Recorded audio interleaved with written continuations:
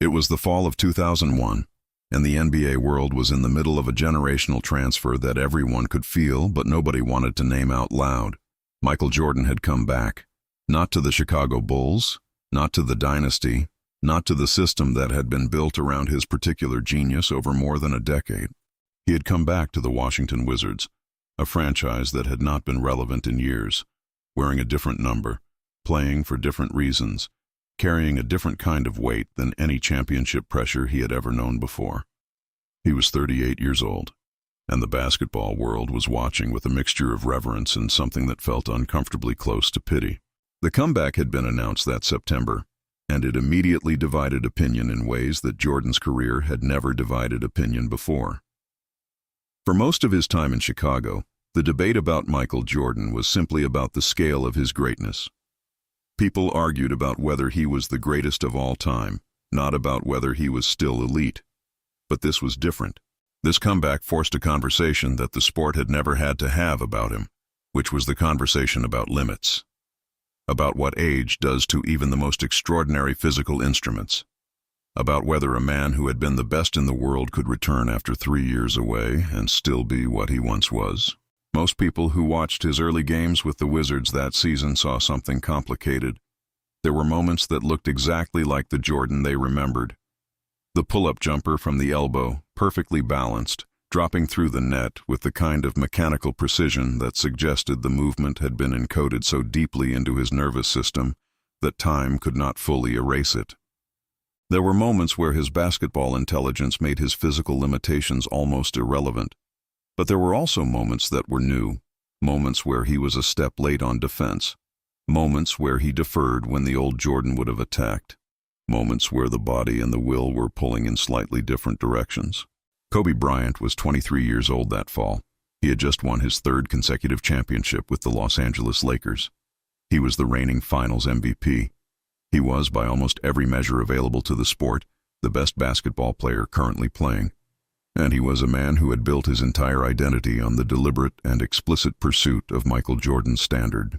He had studied Jordan's game with an almost scholarly obsession, modeling his footwork, his competitive mentality, his approach to preparation on everything Jordan represented. In a very real sense, Kobe Bryant had spent his entire career trying to become Michael Jordan. So the question of how Kobe viewed the comeback was more complicated than it appeared from the outside. If Jordan at 38 was still the best player in basketball, then Kobe's claim to the throne was premature. If Jordan at 38 was diminished, it validated the transition that Kobe had been preparing for his entire life. The stakes of the answer were personal in a way they were not personal for anyone else in the league. In late November of that year, the Washington Wizards traveled to Los Angeles to play the Lakers. It was one of the most anticipated regular season games in years, and not because of playoff implications. It was anticipated because of what it represented symbolically, the king in his final chapter against the man who believed he was ready to be king. The basketball world understood the subtext even if neither player was going to articulate it publicly. The day before the game, Kobe gave an interview to a reporter from a Los Angeles television station. Toward the end, the reporter asked Kobe directly about Jordan's comeback and whether he thought Jordan could still compete at the highest level. Kobe paused in a way that suggested he was deciding how honest to be. Then he said it. He said he had enormous respect for Michael Jordan and everything he had accomplished. He said there was nobody in the history of the sport who had meant more to him personally. And then he said that Jordan was 38 years old, that the game had passed him by in certain ways, and that the Michael Jordan playing for Washington in 2001 was not the Michael Jordan who had won 6 championships. He said, with careful but unmistakable directness, that Jordan was too old to be what he once was, and that trying to be that again was a beautiful effort, but not a realistic one. The comments were on television that evening. By the next morning, they were everywhere. Every sports radio show in the country spent hours on them. The framing was irresistible. The student had declared the teacher past his prime. The heir had announced the throne was vacant.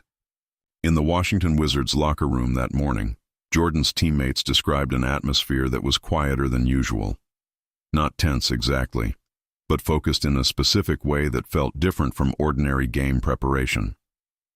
Jordan himself was not visibly emotional about what Kobe had said. He was never visibly emotional about things that were going to be settled on the court. The people who knew him best understood that the absence of visible emotion was itself a signal. When Jordan went silent and still, something had been decided. His teammate Bobby Simmons said years later that he walked past Jordan in the training facility that morning, and Jordan was sitting alone watching film on a portable screen. He was not watching Wizards film. He was watching Kobe Bryant. He had been there for at least 2 hours before anyone else arrived. Simmons started to say something, and Jordan looked up briefly with an expression that communicated clearly and without hostility that whatever was about to be said was not necessary. Jordan went back to the film. Simmons kept walking. The game that night at the Staples Center was in front of a sold-out crowd that understood they were watching something that transcended the standings.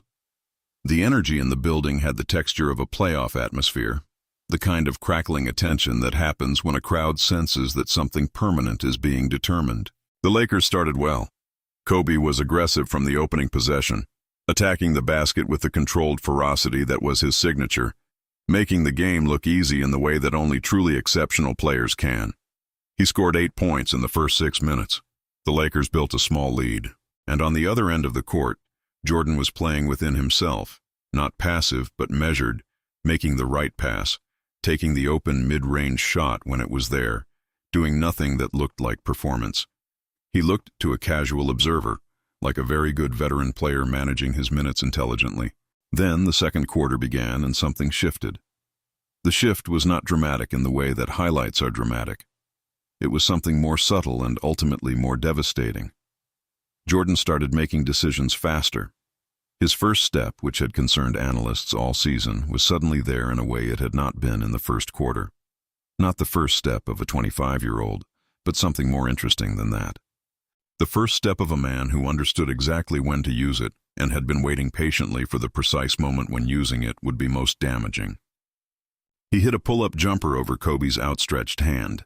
Then he posted up and scored with a drop step that was so textbook it seemed almost instructional.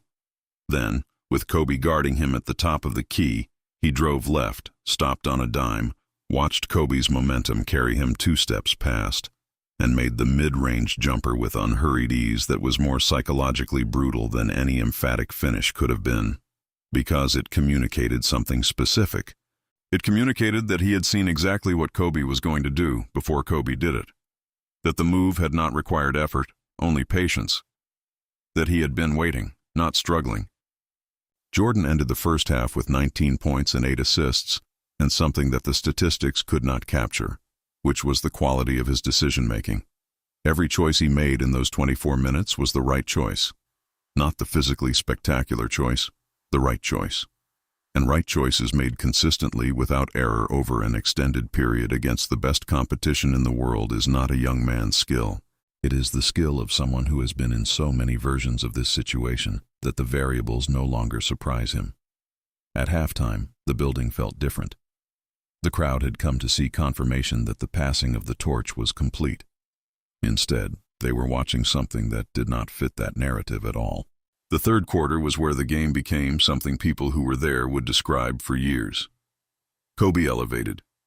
He responded the way a true competitor responds, not by adjusting strategy but by increasing intensity. He scored 11 points in the third quarter and was magnificent. Jordan matched him, not with equal athleticism, but with something that kept the game level in defiance of what physics suggested should have been possible. Jordan scored 13 in the third quarter, and each basket seemed to arrive at exactly the moment the Lakers thought they had created separation, as if he understood not just what the defense was doing, but what the game needed him to do, and precisely when it needed him to do it. Late in the third quarter, with the Wizards trailing by 3, Jordan caught the ball on the right wing, with Kobe switching on to him.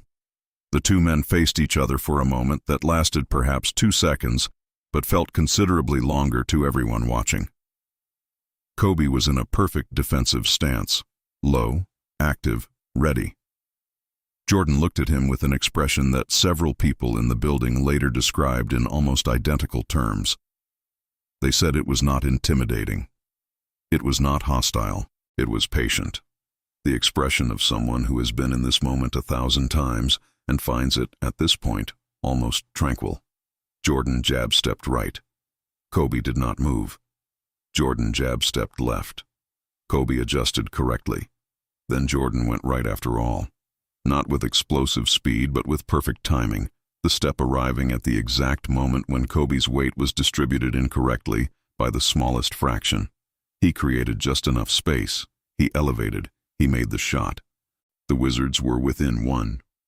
Jordan finished the game with 31 points and 12 assists. Kobe finished with 37. The Lakers won by 4. But the final score was the least interesting thing that had happened in the building. What had happened was a demonstration. Not of dominance, because Jordan had not dominated. He had done something more instructive. He had shown that mastery accumulated over a lifetime does not disappear because a body ages. That the intelligence embedded in 20 years of competing at the highest level expresses itself in ways that raw athleticism cannot predict or prepare for. That there is a kind of basketball knowledge that only exists on the other side of the experience he had accumulated, and that this knowledge, in the right moments, against even the most gifted younger opponents, was something that could not be manufactured with physical gifts alone. After the game, reporters surrounded Kobe immediately. They wanted him to address what he had said the day before. Kobe took off his jersey and looked at the reporter who asked the question for a long moment before answering. He said that he had a lot to learn. He said it plainly, without qualification, without diplomatic hedging. He said that he had watched Jordan tonight make decisions that he himself had not yet learned to make, and that those decisions were not the product of athleticism, but of something that only came from a kind of experience and understanding he had not yet earned. He said he had used the word old incorrectly. He did not fully define what the right word was. He seemed to be working it out as he spoke. Jordan dressed quietly across the room. When a reporter asked if he had anything to say in response to Kobe's pre-game comments, he looked up and smiled. Not the competitive smile people recognized from his years in Chicago. This was something more settled and more genuine. He said that Kobe Bryant was the best basketball player in the world, and that anyone who had watched him tonight could see exactly why. He had enormous respect for what Kobe had built. And then he said one more thing, quietly, almost to himself as much as to the reporter. He said that age in basketball was not a number. It was what you did with what you knew, and he had a few things left he still knew how to do. The game was discussed for weeks. It became a reference point in the ongoing conversation about the comeback, shifting the narrative in ways that even a victory might not have shifted it, because a victory would have been about the result. What happened instead was about something more durable.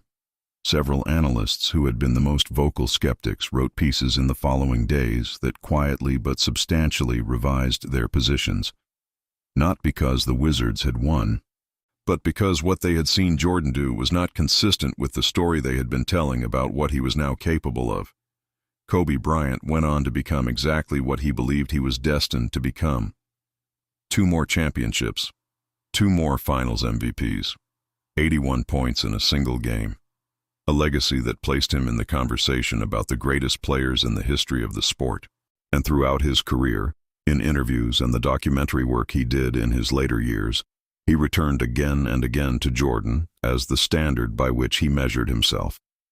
Not with resentment, with something that had evolved, through experiences like that November night in Los Angeles, into a clear-eyed respect that had nothing to do with mythology and everything to do with what he had personally witnessed.